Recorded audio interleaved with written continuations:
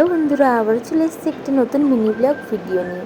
ভিডিওটি কিন্তু অনেক দিন আগের, কিন্তু এডিট করে শেয়ার করার একটু টাইম পাইনি, তাই অনেক দিন পরেই শেয়ার করছি। আর জানি অনেক দিন পরেই আমার চ্যানেলে আবার ভিডিও আসতে চলেছে, কারণ বেশ কিছুদিন আমি খুব ব্যস্ত থাকার কারণে একদম ভিডিও দিতে পারিনি।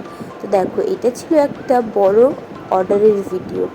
আমাদের একটা অনুষ্ঠানের অর্ডার পেয়েছিলাম, সেই অর্ডারের জন্যই কিন্তু এখানটা রান্নাবান্না শুরু হয়ে গিয়েছিল। আর মেনুতে কিন্তু অনেক কিছুই ছিল। প্রথমেই এখানটায় দেখো আলুর চিপস বানিয়ে নেওয়া হচ্ছিলো, যেটা বাদাম আলু দিয়ে অনুষ্ঠান বাড়িতে হয় যেরকম, ওই আলু ভাজাটাই হচ্ছিলো এখানটায়। আর আজকে কিন্তু অনেক রকম মেনু হবে, তার মধ্যে পাবদা মাছও হবে। আর এইদিকে ডাল বসিয়ে দেওয়া হয়েছে, ডালটা কিন্তু ভেজ ডাল হবে, তার সাথে আলুর চিপস হবে। আর এইদিকে দেখো পাঁপড় ভেজে নেওয়া হচ্ছিল, অনেক কিন্তু পাঁপড়ও এখানটায় ভেজে নেওয়া হয়ে গিয়েছে। এদিকে দেখো পাঁপড়ও ভাজা হয়ে গিয়েছে, এদিকে আমাদের আলুর চিপসটাও রেডি হয়ে গিয়েছে। আর এইদিকে যে আদা রসুন টসুনগুলো সব আমি ধুয়ে নিয়েছিলাম, সেগুলোও সব পেস্ট করা হয়ে গেছে। আর এদিকে আমাদের পাবদা মাছটাও কিন্তু ম্যারিনেট করে ভাজতে শুরু করা হয়ে গিয়েছে। জানি সব ভিডিওগুলো ভালো করে আপনাদের সাথে পুরো শেয়ার করতে পারিনি, কিন্তু যতটা পেরেছি ক্যাপচার করে আপনাদের সাথে শেয়ার করার চেষ্টা করেছি।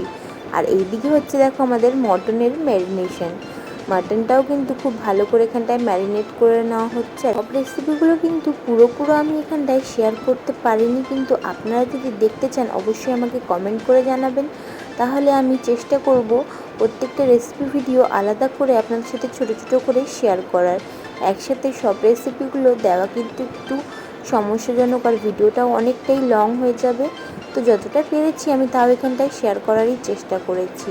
তো এখানটা দেখো একটা গ্রেভি তৈরি করে নেওয়া হয়েছে, যেটা কিন্তু আমাদের মাটন দেওয়া হবে।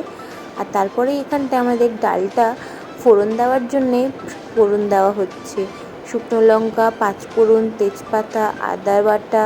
আর এখানটা একটু নারকেলের পেস্টও অ্যাড করা হয়েছিল, এটা দিয়ে কিন্তু ডালের স্বাদটা অনেকখানিই বেড়ে যায়। তারপরে এখানটায় দেখো টমেটো যে পেস্টটা করে রাখা হয়েছিল সেটা দেওয়া হয়েছে। তারপরে এখানটায় পরিমাণ মতো লঙ্কা গুঁড়ো, হলুদের গুঁড়ো এবং নুন দিয়ে দেওয়া হয়েছে, দিয়ে এবারে ডালটা ফোড়ন দেওয়া হয়ে গেছে। আর ডালটা আজকে কিন্তু আমাদের ভেজ ডাল ছিল, মানে সবজি দিয়ে ডাল। দেখো ডালটাও পুরো একদম রেডি হয়ে গিয়েছে। আর একদিকে মটনটাও আমাদের কষানো কিন্তু শুরু হয়ে গিয়েছে। তো দেখো একদিকে মটনটাও কষা হচ্ছে, ডালটাও রেডি হয়ে গেছে। এবারে আমাদের করে নেওয়া হবে মাছের ঝাল। মাছের ঝালের জন্যেও সব রকম মশলা দিয়ে ফোড়ন দিয়ে বসিয়ে দেওয়া হয়েছে। এখানেও পরিমাণ মতো আদা রসুন, তারপর টমেটোর পেস্ট, সব রকম মশলা দিয়ে দেওয়া হয়েছে। এখানটায় সামান্য একটু নারকেলের পেস্টও দেওয়া হয়েছে। আর তারপর এখানটায় বেশ কিছুটা কাঁচা লঙ্কাও অ্যাড করে দেওয়া হয়েছে।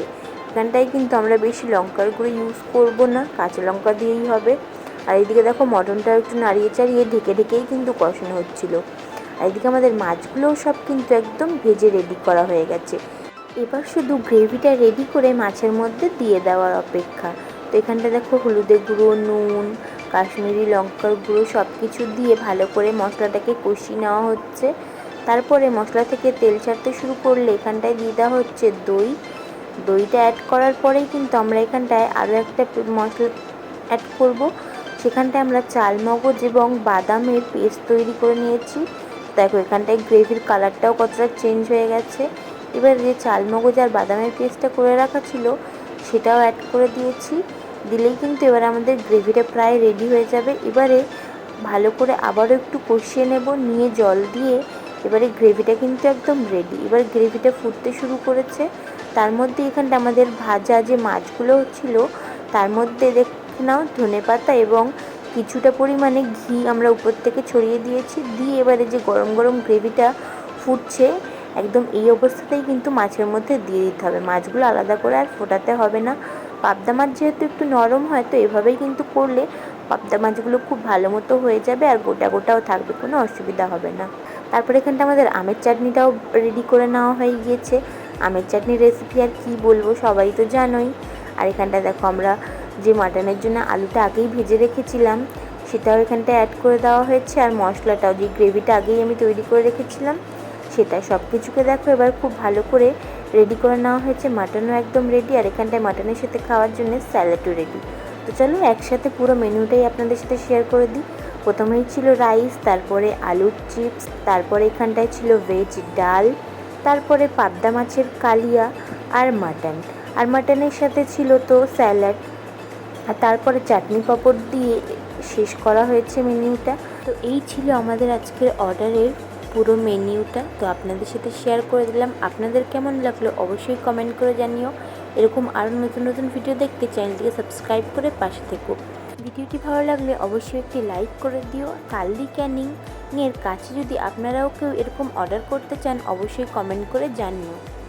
দেখো আমাদের অর্ডার কিন্তু ডেলিভার হওয়ার জন্য পুরো রেডি। তো আজকের জন্য ভিডিওটা এখানেই শেষ করছি। আবার দেখা হবে নতুন কোনো ভিডিওর সাথে। বাই।